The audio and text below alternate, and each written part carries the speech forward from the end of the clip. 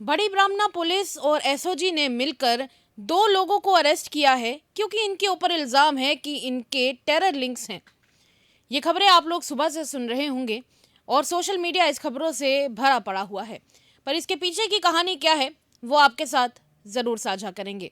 नमस्कार, आप लोग देख रहे हैं द अर्थ न्यूज और मैं हूं साक्षी साहनी। देखिए, आप लोग अच्छे से जानते हैं कि बड़ी ब्राह्मणा की तरफ से ये साफ तौर पर खबर आई है कि बड़ी ब्राह्मणा पुलिस और एसओजी टीम ने दोनों ने मिलकर दो लोगों को अरेस्ट किया है आज सुबह। और इसके पीछे की कहानी ये है कि दरअसल इन दो लोगों को जो अरेस्ट किया गया है ये दोनों बाप बेटे हैं। जी हाँ, आप लोग बिल्कुल सही सुन रहे हैं, ये दोनों बाप बेटे हैं और इनके ऊपर ये इल्ज़ाम लगा है कि ये दोनों दरअसल टेरर लिंक्स के चलते अरेस्ट किए गए हैं क्योंकि इनके मोबाइल फ़ोन से पाकिस्तान में कॉल्स किए गए थे। पर कहानी सिर्फ इतनी सी नहीं है।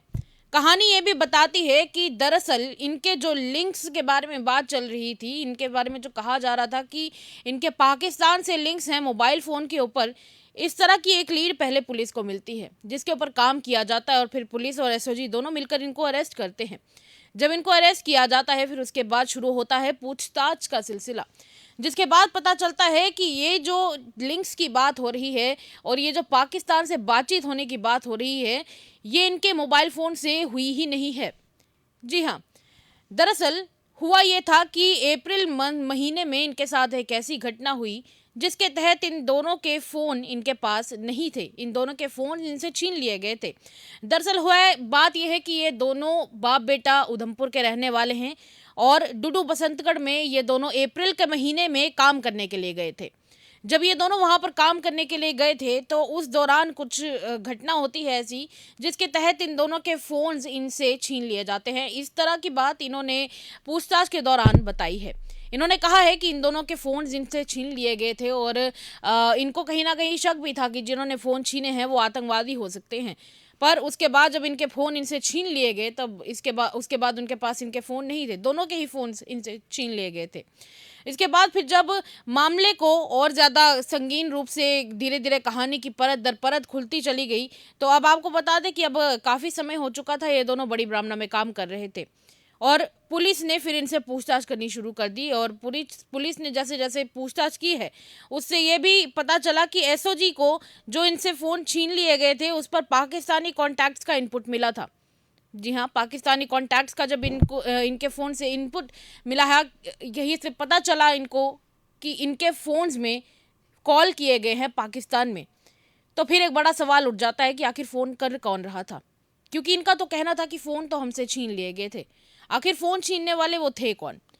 दूसरी तरफ जिस तरीके से पूछताछ चल रही थी और फिर उसके बाद फ़ोन्स को ट्रेस भी किया गया, फ़ोन्स को ट्रेस करने के बाद जब इनको अरेस्ट किया गया तो इनको अरेस्ट जब करा गया तो उस दौरान सिम कार्ड के रजिस्ट्रेशन के बेसिस पर इनको अरेस्ट किया गया। क्योंकि जब इंटेलिजेंस इस चीज़ को चेक कर रही थी कि कुछ मोबाइल फ़ोन्स हैं या फिर कुछ डिवाइसेस हैं जिनसे पाकिस्तान के साथ संबंध बनाए जा रहे हैं, कॉल्स किए जा रहे हैं, तो आखिर वो कॉल्स किस चीज़ के ज़रिए किए जा रहे हैं। फिर उसके बाद जब सिम रजिस्ट्रेशन से पता लगाया जाता है ये कि आखिर ये सिम्स किसके नाम से हैं, फिर उसके बाद इनको दोनों बाप बेटा को लाया जाता है पूछताछ करने के लिए। फिलहाल के लिए आपको ये बता दें कि वहाँ पर डीआईजी शिव कुमार जैसे कई सारे बड़े बड़े अधिकारी पहुंचे हुए हैं और इन दोनों से पूछताछ जारी है। पर अभी तक इन दोनों बाप बेटा ने यही बताया है कि इनसे इनके फ़ोन्स इस साल के अप्रैल महीने में छीन लिए गए थे जब ये दोनों डुडू बसंतगढ़ में काम करने के लिए गए हुए थे। पर एक बात तो ये है कि डुडू बसंतगढ़ जैसे इलाकों में इस तरीके की घटना होना एक अजीब बात है, क्योंकि वैसे तो इस तरीके की घटना कि उनसे कोई ज़बरदस्ती उनका फ़ोन छीन के ले गया, पर कैसे लेकर गया, क्या चोरी हुई थी फ़ोन्स की, ये एक बड़ा सवाल है। पर दूसरी तरफ एक एक बड़ा सवाल ये भी है कि जब फ़ोन इनसे लेकर गए तो क्या फ़ोन इनसे बंदूक की नोक पर लेकर गए थे, ये भी एक बड़ा सवाल इस वक्त का बना हुआ है। हालांकि फिलहाल अभी पुलिस की अगर बात करें तो पुलिस की तरफ से अभी भी इसके ऊपर स्टेटमेंट आना बाकी है और पूरे इस मामले की अभी छानबीन हो रही है, पूछताछ जारी है इन दोनों से। जैसे ही इससे जुड़ी कोई और अपडेट आएगी आपसे ज़रूर साझा करेंगे। पर ये जो बड़े सवाल हैं वो यही है कि आखिर इन दोनों से जो फ़ोन छीने गए थे वो फ़ोन कैसे इनसे छीने गए थे, क्या बंदूक की नोक पर इन दोनों से फ़ोन छीने गए थे, और अगर ऐसा कुछ हुआ भी था तो इन्होंने इस सब के बाद पुलिस को इन्फॉर्म क्यों नहीं किया, ये भी एक बड़ा सवाल है। और जो इन्होंने कहा है कि इन लोगों से इनसे फ़ोन छीने गए हैं, क्या ये सच है या फिर ये इस पूछताछ से बचने के लिए कोई बहाना बनाया जा रहा है? ये भी एक बड़ा सवाल है। जैसे जैसे इसकी गुत्थी सुलझती जाएगी वैसे वैसे आपको ज़रूर बताएंगे। तो चलिए तब तक के लिए इजाज़त दें। देखते रहिए तमाम अपडेट्स के लिए द न्यूज़। नमस्कार।